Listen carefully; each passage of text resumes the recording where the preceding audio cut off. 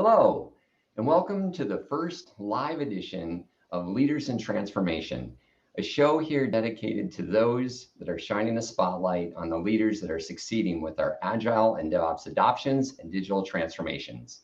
It's no secret that we've been failing for over a decade, and we continue to fail even when we know the path forward. And that's why we created this show to provide you the insights, the knowledge, the what and hows, and demystify how you can succeed with your adoptions and transformations. Today on our show, we have Jim Marascio, a amazing leader, a visionary founder who's been a CEO, CIO, CTO, a Salesforce consulting partner, and much, much more across multiple markets and industries. Jim, would you like to share a little bit more about yourself with our audience? Yeah, thanks, John. I guess with respect to this topic, I like to consider myself as a builder. So my entire career, last 25 years or so, has really been built around how do you create solutions leveraging software and technology specifically. And so when I'm looking for things like that around digital transformation specifically, so how do you create or leverage those technologies for scalability of the business or to create efficiency in the business? And ultimately, I think that's what the heart of digital transformation is. Yep, agree. And this is the thing. I mean, you've been in success, right? When I think about your career and just what I've learned about you just in last little bit here, just learning about you, success is there. So what does that mean to you for our audience, those that are maybe not sure about themselves or what they're getting themselves into with these transformations or adoptions? What does success mean to you, and how do you work with that, or how do you move that forward in your mind so that you are Yeah, sure. successful? Yeah. Yeah, I think ultimately, we're talking about technology here, and where people go wrong is they focus too much on the technology. And so, what's really critical and really important to have happen is to understand what the outcomes need to be and why you're leveraging that technology.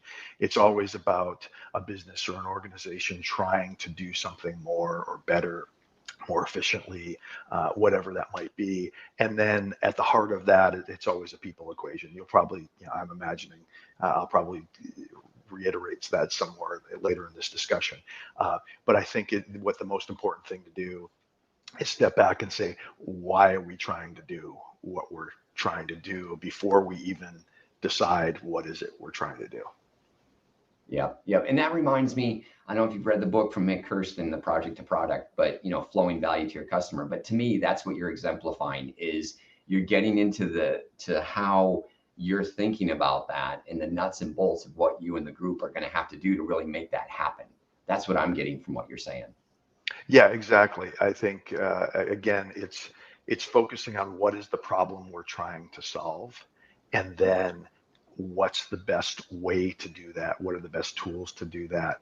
And probably most important, how do we get the people on board and supporting it? Yeah. Otherwise, it'll never be successful.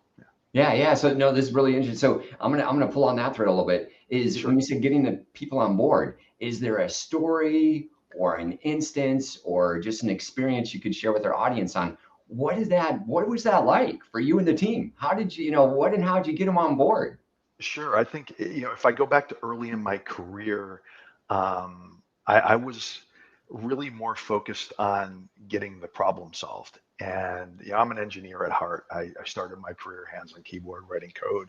And I think one of the challenges that engineers have is they get focused on the what and the how and less on the why.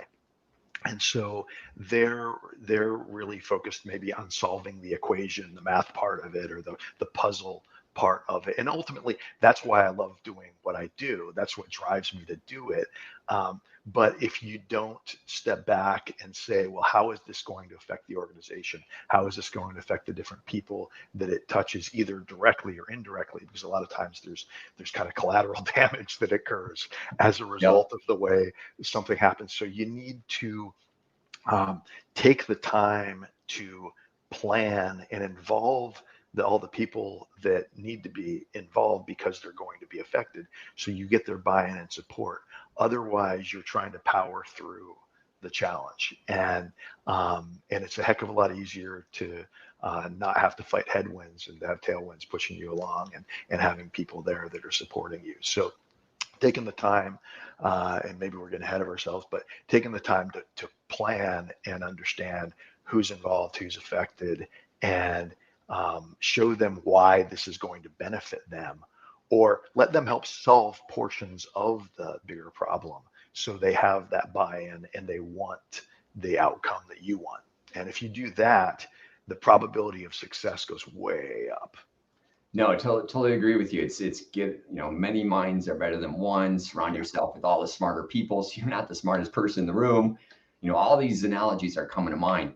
And so one thing I want to dive a little bit deeper on here, maybe pull out, is what, so we're in the transformation, or we're in this part of the adoption, and these are tough, right? And so you're going along with the flow, and they're just, at some point, I mean, there's a lot of chaos going on, a lot of disruption. You're being that change agent, which we'll get into a little bit later, Sure. and just, all this stuff. But in that flow, or in that moment, is there, if you reflect back on your, these transformations you've done, is there a moment where you're like, okay, the team and I got this at the lead as the leader, and I know my team's got my back, or we got each other's back, and I know we're going to get through this? Have you been through, can you share maybe some of those moments with our audience? Yeah, I think it comes back to planning. It's people, process, and then the technology.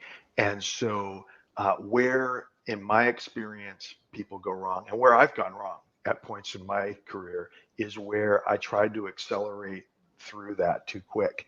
And so, um, there's that whole adage about, failure to plan, and you're planning to fail. And I think that's the case. It's the more planning you do, and obviously, I'm not advocating for a waterfall, and you've got some monster project, and you're planning for a year, and then you go execute it, and what you find out at the end is that the target moved on you because time happened to you. But the more time, in my experience, that you take to figure out that people and process portion of it, how are we going to do it? Who's involved? What are the desired outcomes? What are the milestones along the way? Gaining alignment procedurally for those things. The more successful you're going to be. When I've made mistakes, it's when I rushed through that, made assumptions, maybe got overconfident in myself or in other people. Probably should have said it the other way, in other people or myself. And then, then I found myself later, or our team, or the initiative. I don't necessarily want this to be about me, but when you get to a certain point and you realize maybe you're out ahead of your skis a little bit, and you need to slow things down and do a reset on some portion of it, otherwise you're going to crash and burn. Yeah. No, it's really good. I'm going to date myself here, but when you were saying that crash and burn, I'm remembering the ABC Wild World of Sports, and that downhill skier hitting that Yeah. ramp and then The agony of defeat. Yeah, yeah, that's okay. We're both dating ourselves. Yeah. Yeah. Been there, done that. Yep. No, this is not great. So let's final one here for the success area, and then we'll get into Sure. the other piece. So for success, then, do you have, everybody defines it differently, but is there something, was there a moment or something for you that how you quantify, or what success means, or that, I guess, that successful moment, or that point of succession, or that success piece? I guess I'm trying to get to is, how does that really work for you? Is there something that just stands out in your mind that you can use as a metric for yourself as a leader, or the transformation or the adoption in there, trying to, because everybody's different in a different situation. Yeah, I think it comes back to the planning. If I go back in my career, or very early in my career, I had an opportunity to do a really substantial project, and I was doing it because it was just seemed like the right thing to do for the business. I wasn't thinking it through any bigger than that. And um, I was fortunate to be in an environment where there was, and maybe we'll come back to this later, but with a bunch of very supportive and patient leaders around me, because I was young and inexperienced, and they allowed me to fail and do some things. But from that experience, what I learned is that taking the time to plan, when When I find that you've got the people on board, first and foremost, next, there's a plan that everybody's aligned on. We know what the milestones are. We're agreeing on the outcome. We've determined how we're going to do it, what tools, what processes we're going to use. We've figured out cadences of certain activities. We've determined how we're going to communicate those milestones and those statuses. Once all of that is you really the plan, if you will, is all put together. And the plan for me is a lot more than just an architectural plan or something like that. It goes down literally down to how do we communicate among the team, vendors, outside suppliers, internal and external clients, whatever. It goes all the way down to that. And once I feel like that is done, that's when I start to get really confident about, yeah, we're going to do this, because not only do we know what we're doing, we know why we're doing it, we know who we're doing it with and how, and there's alignment. And I want to pull out two things there for our audience. There were two really, I think, really critical things that takeaways there that I want to call out. One was you talked about you were with leaders that allowed you to fail. Yeah. That so above your peers, above you. And to me, we talk a lot about psychologically safe for our creating a psychologically safe environment. Yep. Last guest, Paul McKeithen, had a really interesting insight into that. And he emphasized how to do that piece. But from here, what you're saying is that what I think is something that we don't call out about. I wrote a short article on it, but it's basically who's allowing the psychological safe environment for our leaders, our leadership, the very top leaders. They have to have a psychological safe environment too. So I want to point that out, is that for those that are in our leadership positions in our audience that are listening, or those that are going to aspire to be leaders, I think that's a critical element that Jim's pointing out for us, is that have that for a leader, have your psychologically safe environment for yourself as that leader. Yeah, 100%. And I would take it a step further. If you're being brought in to do digital transformation, or to do, maybe it's not being called that, but you're being brought in to execute some major initiative, or because of your expertise and another company needs to do something similar. I think it's really important to vet the organizational culture and the people that you're going to be working with and the people you're going to be reporting to make sure that you have that. I've made that mistake where, again, I got a little overconfident. Hey, I've done something like this before. I can go help these people. And then I got into an environment and discovered that their tolerance for delays, their ability to make decisions, there's the supportiveness of the culture, the tolerance of a mistake somewhere was really low. And it's really hard to succeed on something significant without stumbling here and there, or without having the environment that you've got people that you trust have your back. Hey, we're going to need this. This is going to be uncomfortable through this phase, but you need to trust me, and here's why. Here's my plan. Here's what's going to happen. But there's going to be a rough month or week or year or whatever it is, and knowing that they're okay with that because of whatever. So yeah, I think that's spot on. Yeah. And then the other one I want to point out here is DASA, one of our DASA principles, end to end. Another piece of it is most groups think about end to end is, okay, it's within the end to end of their own group or organization or even team, or maybe just initiative that's going on. And sort of, they think of it that way. End to end, what I'm hearing you say is the whole entire ecosystem and I know you didn't say the word customer, but to me, going back to McPherson, flowing value to the customer, the context, the way to contextualize the way I perceived your end to end here in this, how you're describing it was your end to end over the whole ecosystem of everybody working together as one.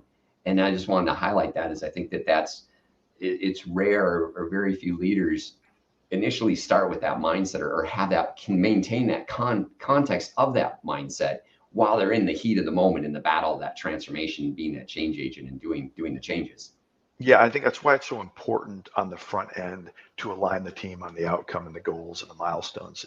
And why are we doing what we're doing? Because whether that customer is internal and you're serving the business, or it's external and you're serving the business's customers or clients, you need to all be aligned on, here's who we're doing it for, here's how it benefits them, and here's how it's going to affect the others around it. And if you don't have alignment and support for that, you're dead from the start. So if you're building a team, I've been brought into organizations where I was, had a directive, and the first thing you start doing is that what we just talked about. But then the next thing is starting to assemble the team to do it. Well, as you're vetting, bringing in new people or pulling in people from various parts of the organization that are stakeholders that maybe need to be involved in the project, you need to ensure that they're aligned with those outcomes and why you're doing what you're doing, or whether they intentionally sabotage it, which probably is not going to be the case. If they're not committed, they're likely to unintentionally sabotage something. So it's really it's absolutely 100% critical to have that, have those pieces in place, have that buy-in before you even start talking about how you're going to do things. And then the how is where you start getting everybody comfortable with, okay, we've agreed that here's the outcome, we've agreed that here's the metrics that we're measuring along the way and the milestones and whatnot. Now we have to agree on what procedurally we're going to do this. What's the architecture? What are the technologies? What are the different data components to get through each step of this? How are we going to measure this? How are we going to monitor it? What's our expected throughput on this? How are we going to communicate when there's a challenge? How are we going to communicate when there's uncertainty or unclarity about how to do something? Because especially with an agile methodology, as you dig down deeper, everybody's agreed here, and then you gotta peel back the onion a few layers, and all of a sudden more questions pop up. You start dealing with the exceptions. How do we deal with something when this happens? So as you do that, if you've agreed on the outcome and you've got the key people and the key stakeholders involved that are bought into that, then it makes those other challenges along the way a lot easier to work through. Yeah, absolutely. And this is a great segue into adversity and failure. Sure. So, is transformations, I mean, we're a change agent, you're that transformational leader, you're coming in, and that's being that change agent. I mean, that's just part of the role. And I know for a lot of leaders, that's new and it's uncomfortable. And so when you already talked about it, sabotage or unconscious sabotage. Yeah. I like to use that. Was cool.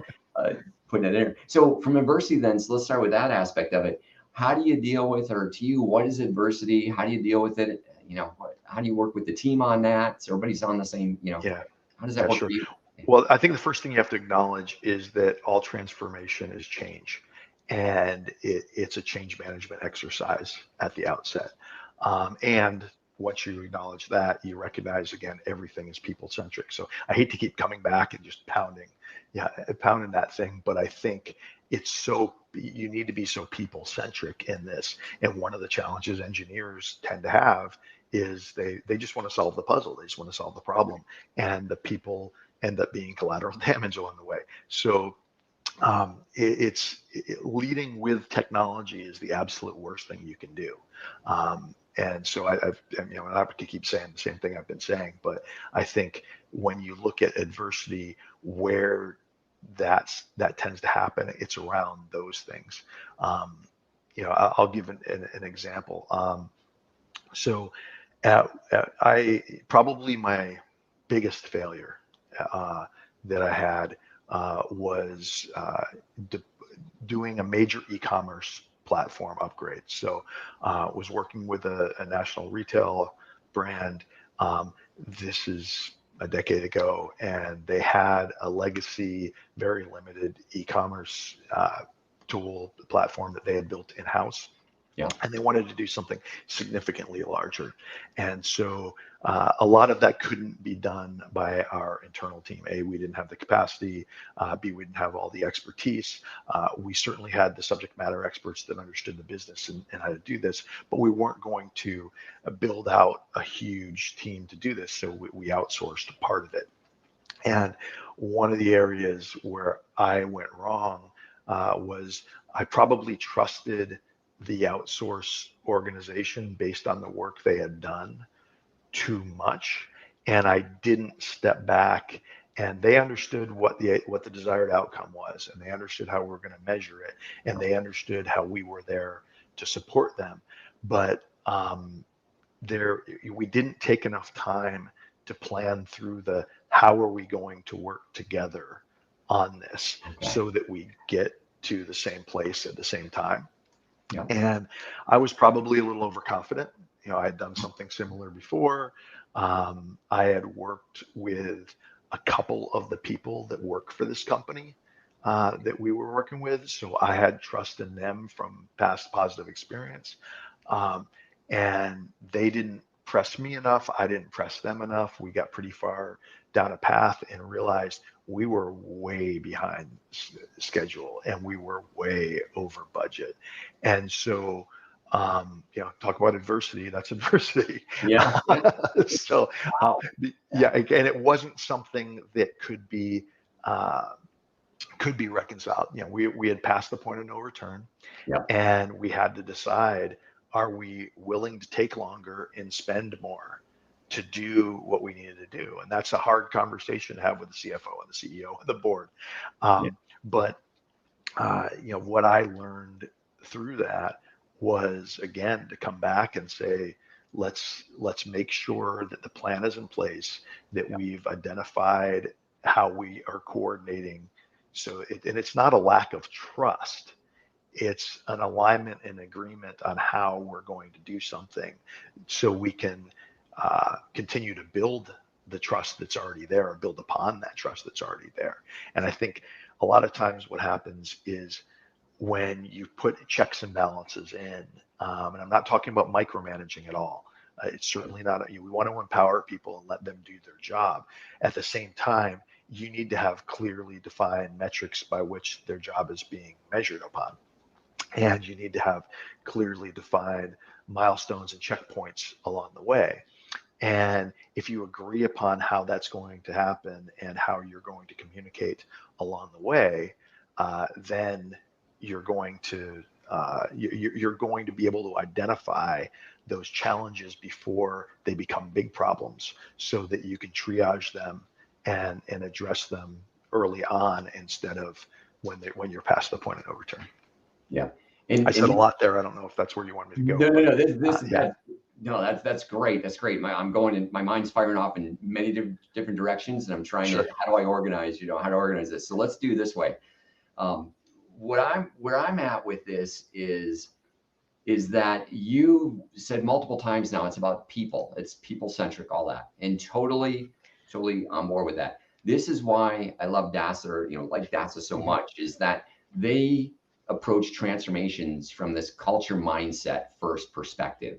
And I know other organizations are out there and they're doing that, but from a holistic standpoint, DASA to me is the one that's doing it. They've been there from the beginning, and that's their charter from here in the future. Is they're all about culture first. And so to me, this is where what you say, people, I internalize that to be, it's getting the culture and mindset of the people to attract the right people. And that is really behind a lot about what you have to go in as that leader coming in. Because just like you said, adversity and failure, right? So I'm going to lump those two together now, is that you're coming in, we're all doing changes. It's a change management exercise, absolutely, totally aligned with what you're saying. Mm-hmm. And then, so now it's how do you get that the culture mindsets? Are there things there that you can pave the way for success, for adversity, or avoiding failures, that you can set the team up, that you and yourself, the leaders and the team up, is there some, some experiences or some insights there that you can provide our audience? Yeah, I think it's always good to simplify things. So Mm. I founded and run a business today, and the core principles I have around that business are talent, systems, and culture. If we get the right people in place, we have the right systems and processes in place to allow them to execute and allow the business to scale and serve. And then we create the right culture, we're going to be successful as a business. I believe that those three things are critical. I think when you're talking about more technical project like a digital transformation, I think it's people, process, technology, and in that order. And I may have said that earlier, but obviously we've beaten the people thing into the ground. But once you got that, then it's process. Then you bring in the technology. Then you bring in the tools. What are the right things to do? And I think where people or where organizations go wrong is they almost flip that. They do, what's the technology? What are we going to solve the problem with? Right. And they haven't even clearly defined the problem and who it affects. Right. I mean, they've got a good idea, but they haven't taken the time to really dig into it and say who is it, and then the process, and that so.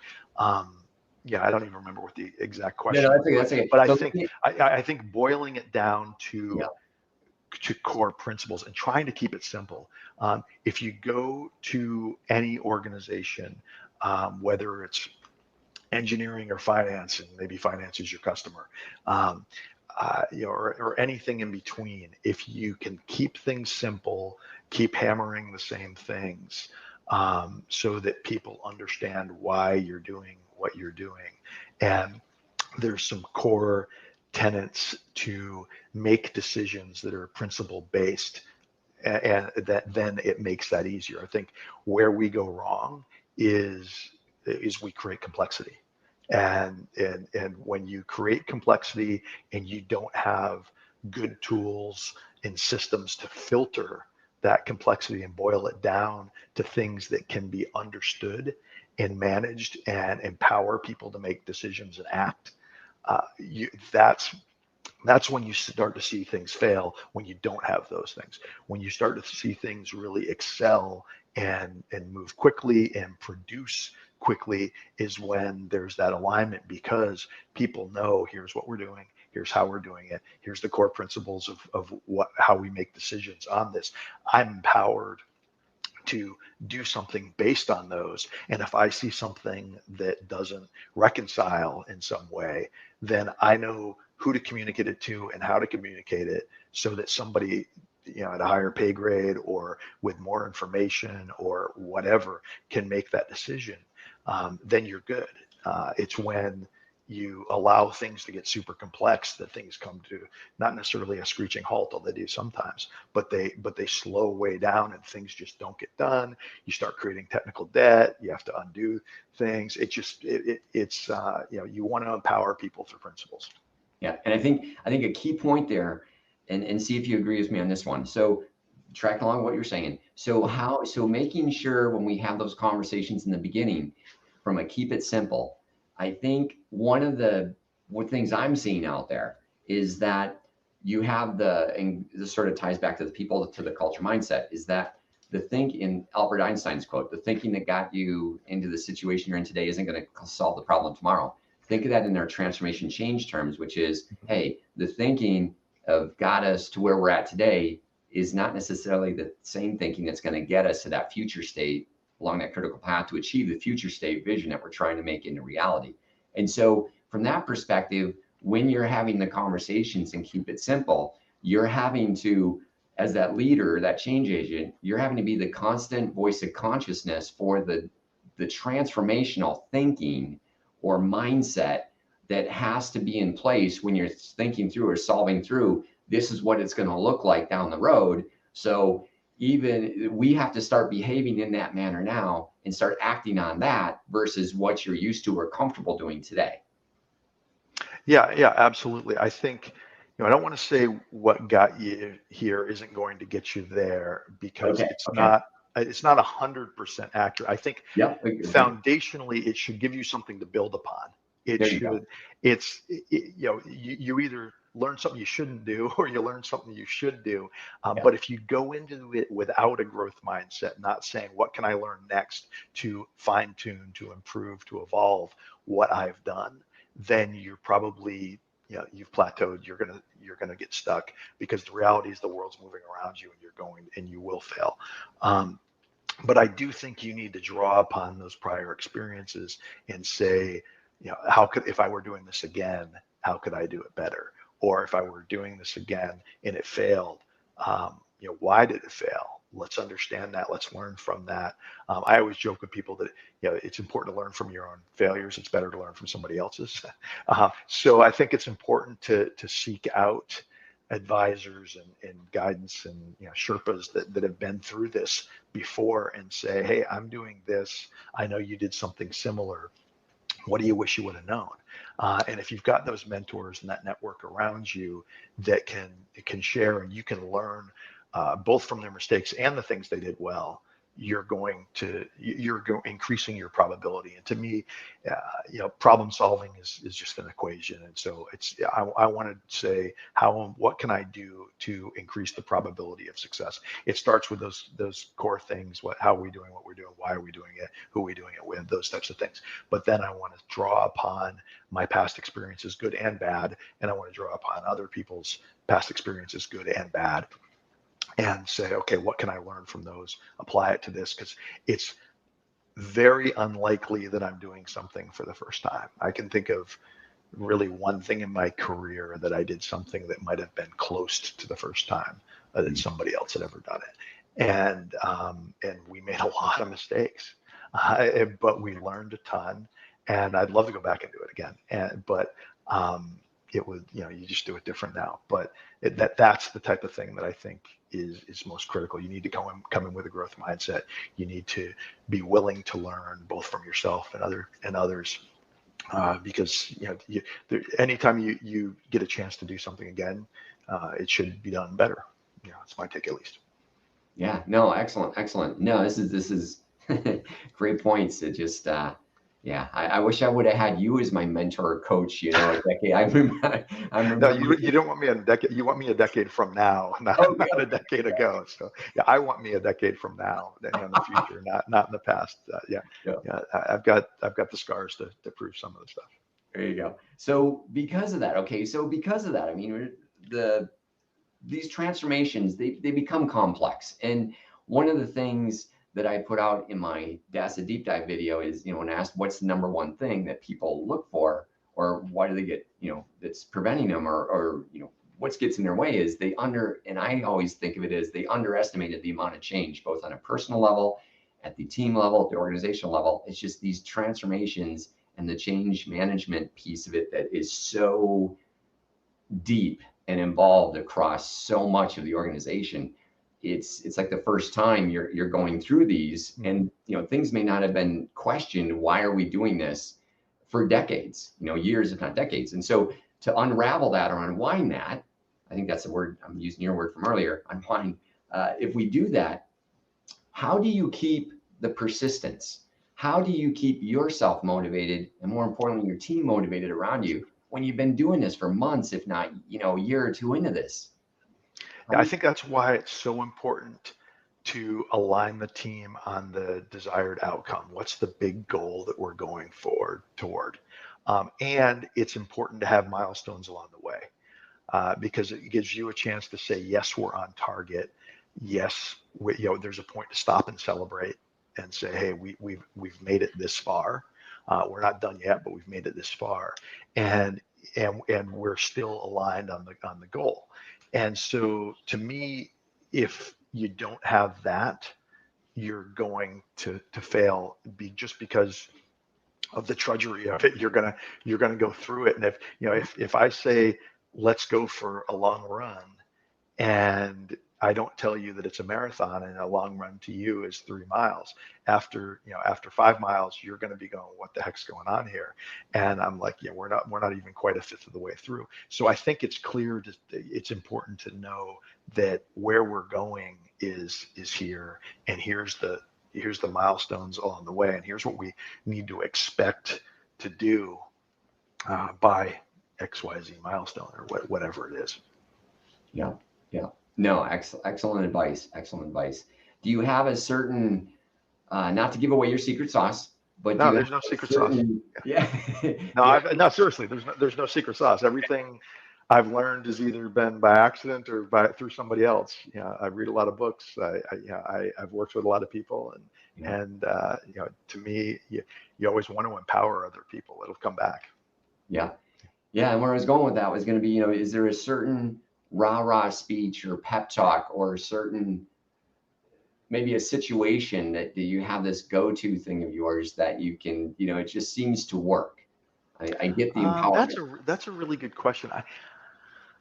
I don't think so. I think uh, again, coming back to again, I keep saying the same thing. I feel like I'm harping on it, but um, if you agree upon what you're doing and you've got the people that are also excited about the opportunity to go to the same destination, Yeah, you don't have to do a lot of rah rah. You just have to get around coordinating how, like, hey, John, I expect you're going to do this part. I'm going to do this part. We're going to meet here. And if you're behind, I need you to let me know. And if I'm behind, here's how I'm going to communicate that. And when we meet here, you're going to expect me to have X, Y, and Z done.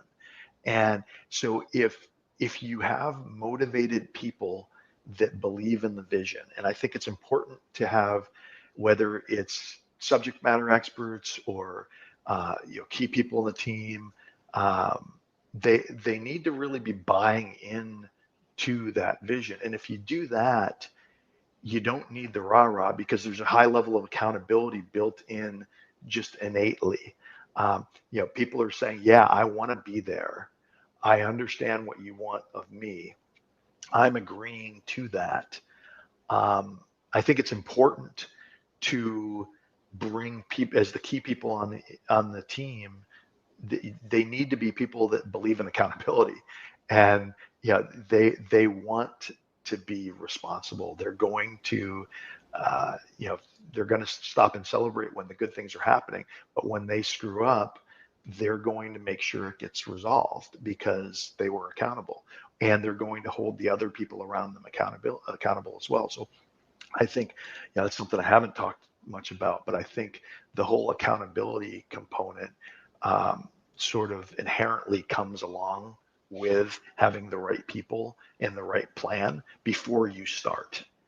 And that's why back at the beginning of the conversation, I was saying, you don't want to start going too quick. You want to take the time and plan and figure out what happens when we meet this challenge. What are the ceremonies we're going to have along the way to stop and say, are we on track and are we not? Who do we need to communicate with that are key stakeholders? Who do we need to get information from? How do we do that? How frequently do we do that? I think all those ceremonies are really critical to define on the front end so that you can, so that again, everybody can be empowered, but also be held accountable. no, totally agree. And thank you for sharing that for our audience. I think there was a lot in there, and I could spend 3 episodes unpacking that whole thing. That was great. So where I'm thinking of this is, it's no doubt you're an exceptional leader, and you've got this extraordinary, approach that how you take on and take on the world, take on and do your, you do you as a leader. So is there anything in your journey or along the way that you can say, hey, that's what made me who I am today? Yeah, going back, I commented two things earlier. One, I said early in my career, I had some really good supportive people around me, and I was allowed to make mistakes. I don't know if I was necessarily encouraged to make mistakes, but it was tolerated. And so if I go back about 25 years, and I was in my late 20s, I was working for a media company at a time where If you remember the late 1990s, Napster and MP3.com were digitizing music, and the RIA and all the music licensing companies were freaking out because there was free music everywhere. And I happened to be working for a music company. And so at the time, we were 75 years old and fully analog. It was literally an analog company in music, which sounds crazy nowadays. It would have sounded crazy 15 years ago, but 25 years ago, it was what was happening. Right. And I got involved with somebody in our organization, started kind of ideating, saying, hey, why aren't we doing what Napster and MP3.com are doing? That we're already doing the licensing portion legally today. What they're doing with digital assets is would create so much efficiency and so much opportunity to grow and scale our business. And so I sort of put together a plan to do that and brought it to the vice president I was working with. He agreed and supported it. He brought me to the CEO. First time I'd ever met the CEO of a 75-year-old, $500 million organization, and I'm 26 or 7 or something like that. And the CEO basically, it was on the other side of the country. He said, "Can you fly out next week and talk to me about it?" And I sat down with my VP, and he said, "Yeah, absolutely." So I flew out there, kind of gave the pitch, and I didn't realize I was being entrepreneurial. I was just trying to solve a business. Actually, it wasn't even a business problem per se. I don't think the business acknowledged it as a problem at that time. I had identified it as an opportunity, and I was too naive to know really what was going on. And one thing led to another. Short version, I was given $10 million and told I was going to lead a new department to digitize the organization. And I, hired a bunch of college kids. We ripped a bunch of CDs, like literally 2 million CDs in 6 months. We created the largest digital asset system. It was, we built the content delivery network before CDM was a term. We built the content management system before CMS was a term. So this is way before iTunes and iPods and stuff. And we had, we made a lot of mistakes. We were fighting the licensing agencies because they were afraid we were going to give away all the music or somebody was going to hack it in and take it all. And I think if I go back 25 years ago to that, it was a digital transformation. We, in a period of about 2.5 to 3 years, totally transitioned the company from being totally analog to being 80+% digital, because we still had to support a lot of legacy stuff. And of course, in about 5 years, we 5x the company's client base. So we went from literally 5x the number of clients we were servicing. So it was tremendous growth for the business. And again, I didn't realize what I was doing, being kind of entrepreneurial within the organization.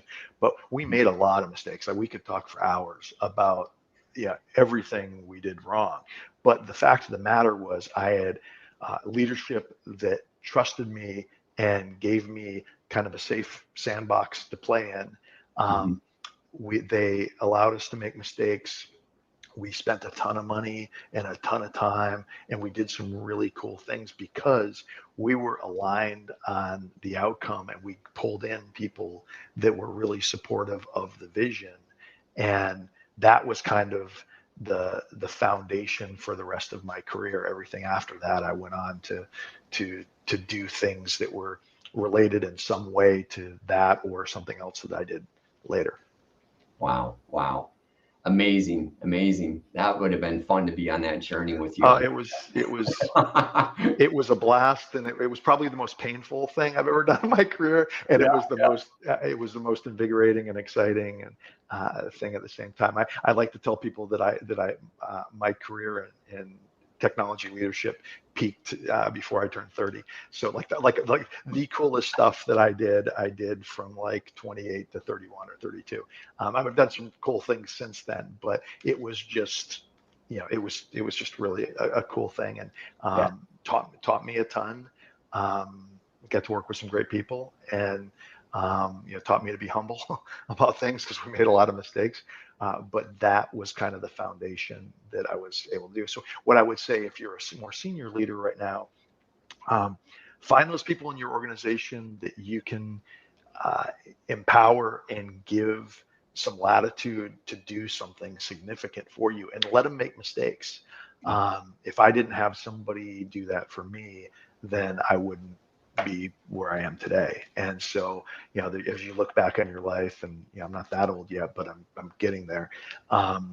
There's certain things in your life that really changed you or created who you are. And I would say that couple of your experience from a professional standpoint probably had more influence on me than anything else in my career. Wow. Again, thank you for sharing, and thank you for being so open with us. This is awesome. All right, so looking ahead to our future, right? Our future leaders out there in our audience, and those around in the different organizations today, what would be your advice, guidance to the next generation that's going to take over from us, and take the reins from us, and move us forward? I think two things. One, you know, and I touched on this earlier. Find a mentor, preferably more than one. People, there's people that have done some really cool things and some really bad things too, but you can learn from both. And so take the time to learn and grow. You're not done when you finish school. And so, in fact, I would argue that your formal education is more foundational than anything. And so, I think number one, it's find some people to be mentors. So if you're young and you're coming up, do that. And if you're experienced, then find people to mentor. I think that's how we're going to change the world going forward. Two is, don't be afraid to make mistakes. I think culturally, because things are so visible now, because everybody sees everything, and I'm not talking just social media, that type of thing. I think even within businesses, we have more ways to monitor and measure and track things. There's more data being produced. I'm not telling people to go out and intentionally make mistakes, but don't be afraid to make a mistake. Just don't repeat it. Like I have a high tolerance for people stumbling around me. What I have a very low tolerance for is people making really significant mistakes because they were compounded small mistakes that grew into something and it wasn't caught earlier. I have zero tolerance for that. And I have almost zero tolerance for repeated mistakes. If something goes wrong, stop, have a retrospective, talk about what if it's something bigger, I'll call it a postmortem. Stop and say, okay, this failed tragically.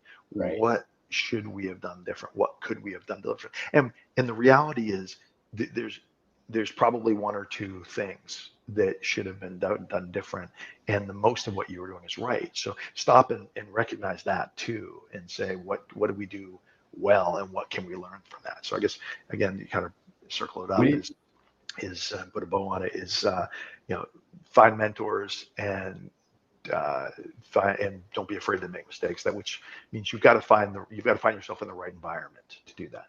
So one caveat, just to put a little bit of icing on the cake there, if you would, so the word risk, right? I'm hearing you say make mistakes, make mistakes. What I think some of us, and even myself, the way I may have been internalizing that is, it's okay to take risks. I don't know if you want to say it's calculated risks or how you want to frame that, but would it be okay from your perspective to add the word risk into that, or does that 100%. stay with just make mistakes? 100%. I think calculated risk is good. Rarely does something significant occur where risk wasn't taken. Maybe never. I don't know. I think you have to be able to step back and say, I have a personal belief, and I've said this for years to people. If you can't get hurt, it's probably not worth doing. So, and I'm a little bit of an adrenaline junkie, and I'm not necessarily, that's not for everybody. So I'm not saying with a business, you need to be super high risk where, it's all or nothing, and Right. that type of thing. But I do think that it's important that you step out, and even if you're in, 100-year-old multinational Fortune 50 company, be entrepreneurial. Be willing to say, hey, we can create something, we can do something, and here's how it's going to benefit the business. It may be solving a problem. It may be being opportunistic and saying, hey, if we did this today, we could achieve something we don't have that may not even be a problem today, but it's an opportunity to expand the pie, for example. And that only happens when you're willing to risk, and people around you are willing to take a risk as well. Oh, excellent. Excellent. Thank you for that. So as our time together on today's version or episode of Leaders of Transformation is coming to an end, it's time for us to get back to our adoptions and transformations. As customary, I want to give Jim the last, couple minutes here, a minute or two, 2 or 3 minutes. What final words, what do you have for our audience to leave us with? Yeah, it's really good. So, I think first, thank you for the opportunity to share some of this. I'm going to go back and kind of hammer some of the points I've already said. It's really, really important to be working in and around people that are like-minded and have common goals. Culture in an organization is everything. And if you're going to succeed, you're not going to do it alone. So you need to work your way into the right team or create the right team around you. So I think, again, it's so critical to find like-minded individuals, maybe different skill sets, but like-minded that want to collaborate. Nothing great gets done by an individual. It's always a collaboration. They may lead something, but they had a supporting cast to do it. And so it's important to find those people, whether you're leading that or you're just trying to be part of something.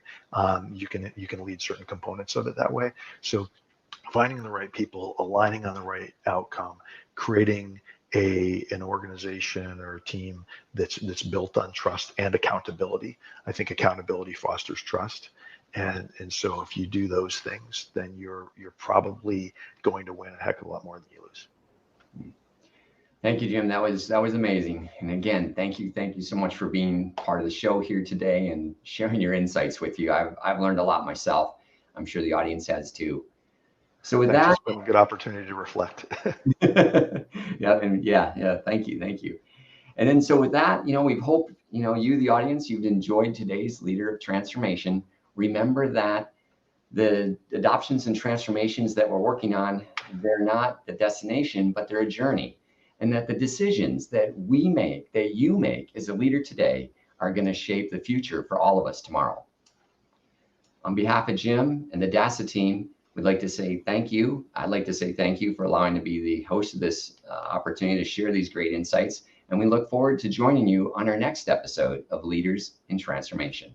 Until then, lead well, inspire your people, and don't forget to have some fun along the way on your adoption and transformation.